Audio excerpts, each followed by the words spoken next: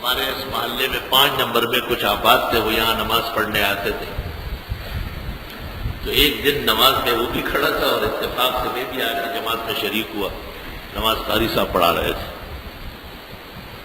اس نے جو دیکھا کہ آج تو بہت خوشی کا دن ہے کہ مولانا میرے ساتھ، ایک تو ٹانگیں کھولتا گیا کھولتا گیا کھولتا گیا.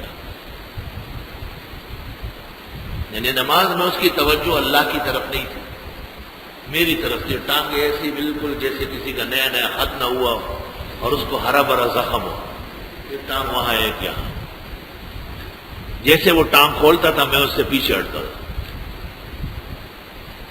جس وقت امام نے وَلَضَّالِّينَ کہا، اس نے کہا آمین. تو نماز کے بعد میں نے اس سے کہا کہ یہ آمین تم نے اپنی طرف سے پڑھا ہے یا پورے محلے کی طرف سے پڑھا ہے؟ تو کہنے لگا آپ لوگ تو پڑھتے نہیں ہیں تو محلے کی طرف سے سمجھ لیں. میں نے کہا یہ بھی حدیث شریف میں ہے کہ اگر لوگ نہیں پڑھتے تو تم نماز میں شور مچاؤ.